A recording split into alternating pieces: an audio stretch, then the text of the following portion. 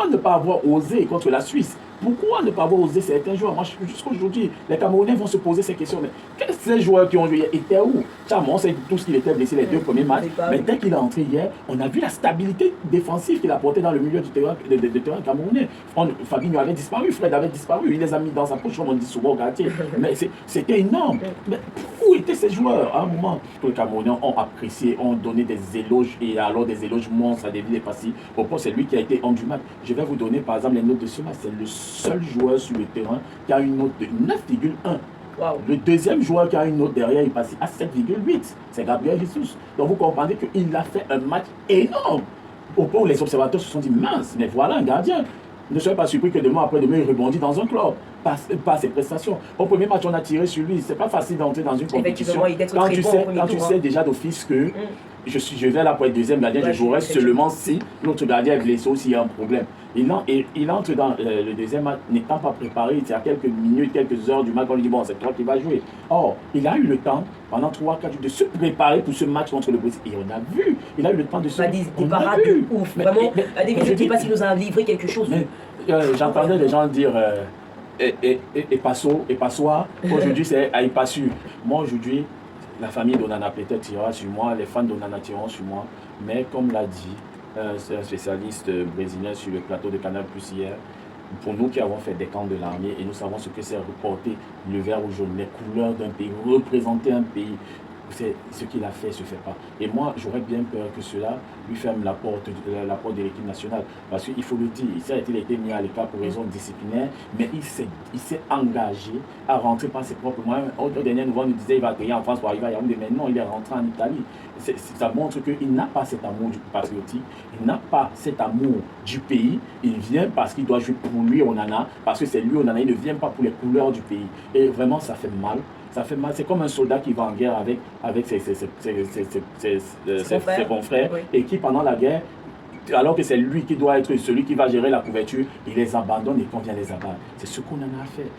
Pour moi, si moi j'avais une possibilité d'appeler les pouvoirs publics camerounais qui nous remboursent la prime de participation, je le dis au fort. Parce que c'est fort, oui, je le dis parce que ce qu'il a fait, on ne le fait pas, Manuela.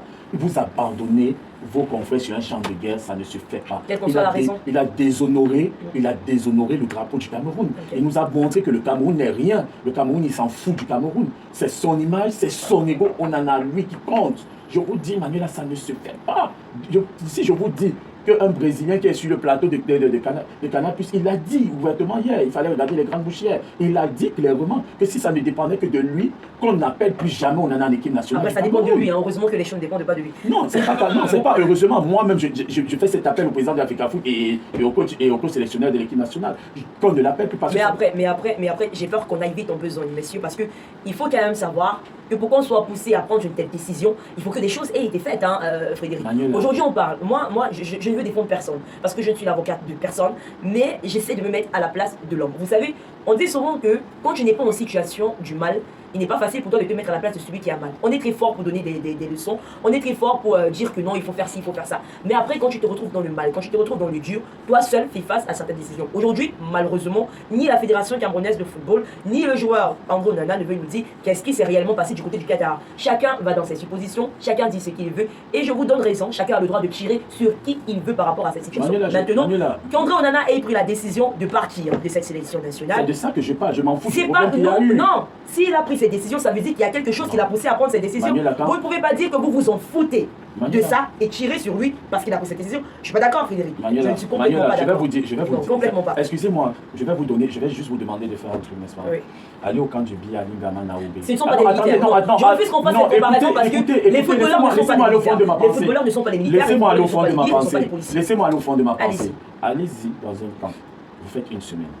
Aujourd'hui, dans les établissements scolaires, on n'a plus l'éducation civique qui nous apprenait les valeurs de ce que c'est de représenter son pays. J'enlève même l'armée. Je dis bien, on n'a plus l'éducation physique. Il y a des enfants aujourd'hui, si je vous dis, qui ne connaissent plus les valeurs des emblèmes nationaux. Qu'est-ce que vous voulez me justifier?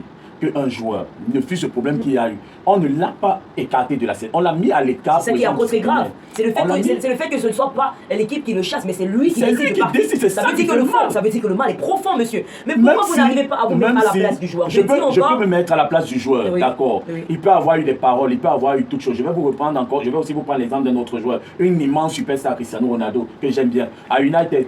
Et qu'est-ce qu'il a eu à faire lors d'un match où il s'est échauffé, il n'est pas entré? Il est entré au vestiaire, il a pris son véhicule, il est sorti. Qu'est-ce que l'institution Manchester United a fait? Ils l'ont mis à l'écart. Ils l'ont mis à l'écart jusqu'à ce qu'aujourd'hui son contrat réside à Manchester United. Vous imaginez Cristiano Ronaldo à l'heure actuelle qui n'a pas de club? Ça veut beaucoup dire. L'institution passe au-dessus de vos émotions. Le pays passe au-dessus de vos émotions, Manuela. Il a porté un nouveau souffle avec sa jeunesse. Parce qu'il entre, et disons-le bien, il passe dans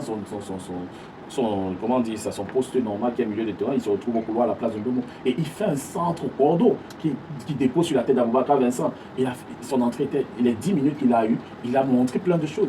Il doit se poser la